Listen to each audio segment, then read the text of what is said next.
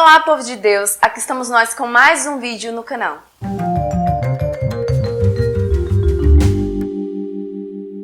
Olá, para você que não me conhece, eu sou a Larissa Martins e este é o nosso canal. Hoje, o tema do nosso vídeo é sobre as mudanças que Deus tem feito em mim. Nesses últimos tempos, eu tenho sentido que Deus tem trabalhado muito em mim. E esse é um desejo de vir falar esse vídeo, porque talvez Ele queira trabalhar coisas em você que você ainda não se deu conta, né? Se você está aqui há mais tempo, você está aqui desde o começo do canal, ou se você já foi, aí por curiosidade, já assistiu os meus primeiros vídeos, você vê o quanto que eu mudei de lá pra cá. O quanto que coisas foram trabalhadas em mim, o quanto que até a forma como eu falo mudou em alguns aspectos. E na metade do ano passado, para até os dias atuais, Deus tem feito e trabalhado muitas coisas em mim. E assim Deus também é conosco na nossa vida espiritual. Ele foi me fazendo ver que eu precisava sair da minha infância espiritual, daquele comodismo que muitas vezes nós nos permitimos ficar. Porque às vezes a gente conhece a Deus, sente Deus, tem uma experiência, Deus toca no nosso sensível e a gente acha que isso é o suficiente, que não é preciso amadurecer, que não é preciso crescer, que não é preciso estudar, que não é preciso se tornar de fato um adulto espiritualmente falando. Tempos atrás eu assisti um vídeo do Padre Paulo que ele fala sobre a maturidade espiritual. E neste vídeo o Padre Paulo falava justamente daquelas pessoas que insistem em querer sempre voltar ao primeiro amor. Eu preciso voltar ao primeiro amor, eu quero o primeiro amor, eu quero sentir de novo. Existe até aquelas musiquinhas, né? Queima de novo e quer sentir aquilo novamente. E o Padre Paulo falava algo que depois ficou muito nítido e muito claro para mim. Nós precisamos ter cuidado diante desse querer sempre ao voltar ao primeiro amor. Por quê? Porque se nós buscamos sempre voltar ao primeiro amor, sentir aquilo que nós sentimos um dia no nosso sensível, que foi o que fez com que nós estivéssemos aqui na igreja, se a gente insiste em querer sempre sentir de novo aquilo, nós corremos grande risco de viver sempre na infância espiritual, de não dar passos na nossa fé e no nosso caminho de santidade. E na nossa vida espiritual deve acontecer justamente o inverso disso. Deus nos dá a experiência do sensível, Deus nos dá o primeiro toque, faz com que a gente chore, que o coração queime. Faz porque Deus também usa da nossa sensibilidade, né, para nos tocar. Mas não é porque Deus usou um dia da tua sensibilidade para te chamar a Ele, que durante toda a sua vida Ele vai usar do sensível. Então, Deus também foi me fazendo aprender isso, que era necessário sair do primeiro amor, né? E às vezes abrir mão daquelas convicções que durante anos foram verdades para nós é custoso. Deus precisou trabalhar em vários aspectos. Um exemplo disso. Eu era uma pessoa que eu só conseguia rezar se eu estivesse mal, se eu estivesse querendo chorar. Deus foi me fazendo reorganizar a bagunça que existia dentro de mim.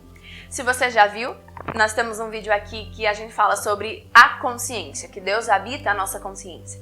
E lá eu falei que a nossa consciência é onde Deus habita, é como se fosse um quartinho. É um quarto cheio de bagunça, é um quarto desorganizado e a luz é Deus. Então nós precisamos deixar que Deus acenda a luz para que a gente aprenda a reorganizar as gavetas, o armário da nossa consciência, que é a nossa moral, que é a nossa conduta, que é onde Deus nos pede passos maiores, que é onde realmente nós encontramos a base da nossa fé quando nós alimentamos. E hoje eu posso dizer com toda certeza, a minha maior conversão foi através do estudo da doutrina, da fé e da vida de oração. O estudo me salvou de mim mesma, do meu egoísmo, tem me salvado, tem me feito aprender o que realmente são as virtudes, aprender o que é ser uma mulher madura, aprender a rezar de verdade. Durante muito tempo, a minha única forma de oração que eu conseguia me concentrar, ou pelo menos ter um pouquinho de experiência de Deus, era a oração carismática. Eu nunca me vi na minha vida numa oração mais silenciosa, numa oração mais ali contemplativa. Isso para mim não fazia sentido. eu era muito agitada, eu era muito ansiosa. Hoje não há para mim melhor forma de encontrar a Deus e sentir a Deus do que a oração contemplativa, oração meditativa, silenciosa, a partir de os livros dos santos, das orações que os santos fizeram. E isso são passos que, se eu tivesse visto lá que Deus me pedia para mudar isso, se eu tivesse ficado só naquilo, né? Não, eu não vou mudar porque eu gosto assim, é assim que eu quero, eu nunca teria chegado às experiências que hoje eu tenho através das formas de oração que Deus me chama hoje. E eu também já falei aqui em outro vídeo, né, sobre a vida de oração. O Padre Paulo Ricardo falava sobre a vida de oração, como rezar. E ele fala assim, que em determinado tempo da nossa vida, Deus utiliza de um meio, de uma fonte, né? Aquela fonte onde jorra a água corre, e aquilo é a única forma que nós conseguimos sentir a Deus e interagir com Deus. E chega um determinado tempo da nossa vida que pode ser que aquela fonte seque, que aqueles passos, aquelas vivências da nossa fé que nós dávamos antes, que preenchia o nosso coração, que fazia com que a gente tivesse essa intimidade com Deus, hoje já não faça mais. Mas isso não quer dizer que Deus sumiu, não quer dizer que Deus não nos ama, não quer dizer que a gente agora não sinta mais Deus. Talvez Deus fez com que aquela fonte secasse porque Ele quer te dar uma nova fonte e um novo rio. Aquelas águas que moviam pararam, mas agora Deus te chama a mergulhar em novas águas. Foi isso que eu fui entendendo ao longo do tempo. Deus fez com que a fonte que antes eu vivia, que eu era mergulhada e que eu tive durante tempos a intimidade com Ele e o chamado com Ele, e que foi as formas com que eu aprendi a rezar, que foi aonde Ele me formou, hoje já não são mais. Embora eu já trilhasse um caminho de intimidade, eu me vi nesse determinado momento da minha vida como um jovem rico. E aí o Senhor fala para ele, se queres ser perfeito, vai, vende tudo o que tens e dá aos pobres, e terás o reino dos céus, né? E depois vem e segue-me. E naquele momento o jovem rico se vê como? Se vê entristecido, porque ele era possuidor, a palavra nos diz, de muitos bens. E na palavra não diz se aquele bem que o jovem rico tinha era o material ou era espiritual, mas a palavra diz que ele era possuidor de muitos bens e era apegados a ele. Então, é isso que nós precisamos aprender. Se nós queremos ser santos, Deus nos pede o desprendimento. E a perfeição é o que nos leva à santidade. É o desprendimento do mundo, até mesmo dos bens espirituais. E a intimidade é progredir, é caminhar, é mergulhar nessas águas profundas cada vez mais. E é muito difícil abrir mão dos nossos bens. Às vezes a gente acha que já é tão desprendido de nós mesmos porque trilhamos um caminho de intimidade. E ao longo do tempo nós fazemos até aquilo que é sadio que Deus dá para nós, para que a gente trilhe esse caminho de santidade, virar um apego emocional, um bem. Para ser santo é preciso se esforçar, porque ao longo dos anos da vida vai se prendendo a nós uma série de coisinhas pequenas, manias, jeitos, coisas, pecados, pecadinhos, pecadões, e que tornam a gente distante de Deus. E para amar a Deus e para se doar a nosso Senhor, nós precisamos nos desprender. Antes, eu era uma pessoa que odiava o sofrimento, amava a cruz de Cristo, olha que contradição. Amava a cruz de Cristo e odiava sofrer. Basta vir os pequenos sofrimentos que eu começava a chorar e me perguntar por que eu estava passando por aquilo.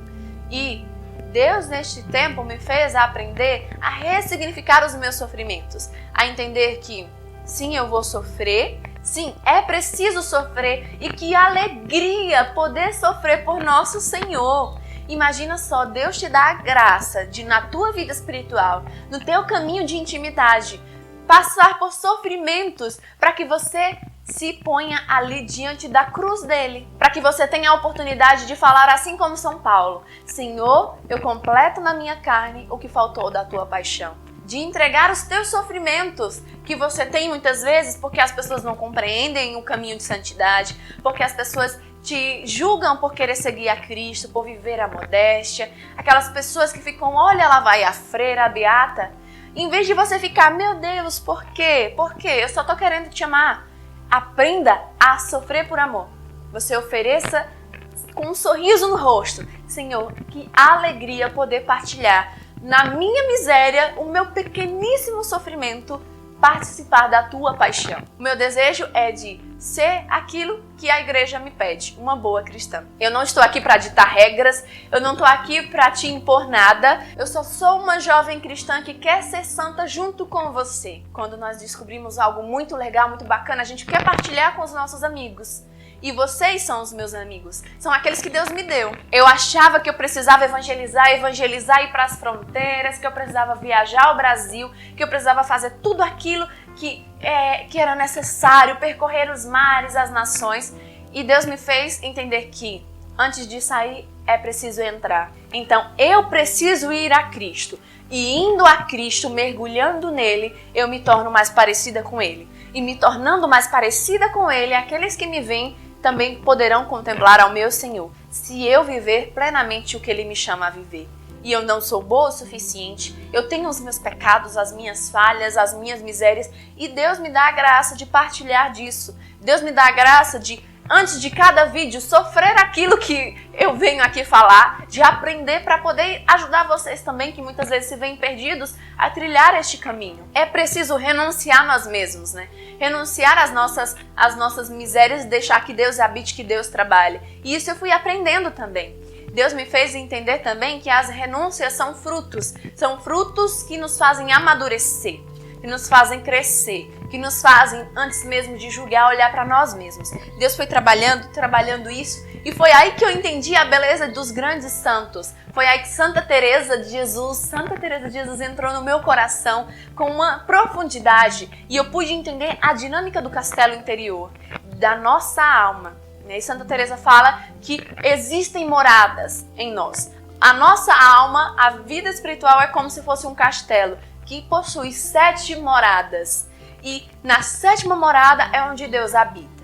E eu, muitas vezes, parei na porta do castelo e não adentrei. Eu não avancei. Por quê? Porque eu queria ficar presa no que era mais fácil. E Deus hoje me ensina que é preciso entrar no castelo. E não somente entrar, mas que eu preciso permanecer no castelo. E eu quero não só entrar no castelo e olhar para fora e ficar desejando o que tem fora. Eu quero olhar para aquilo que tem fora, estando dentro do castelo, e louvar a Deus por não permanecer naquilo. E querer avançar. Isso Deus me fez aprender, que a minha vida espiritual passa por tudo isso. E que todos nós passamos. A vida espiritual é um mergulhar na intimidade com o nosso Senhor. Existe um céu esperando por nós. E é nesta terra que nós trilhamos esse caminho para chegar até lá, para avançar no amor, para mergulhar na profundidade, né? Entre dentro de você e deixe que Deus possa iluminar a tua vida, que Deus possa iluminar a tua alma e te fazer reconhecer de fato aquilo que Ele quer de você. É preciso cada vez mais crescer em graça e intimidade para que possamos ser santos. Se desprenda do mundo e deixe que Deus trabalhe em você, tá bom? É isso. Fiquem com Deus, se inscreve no canal, curte esse vídeo. Até a próxima. Salve Maria Imaculada!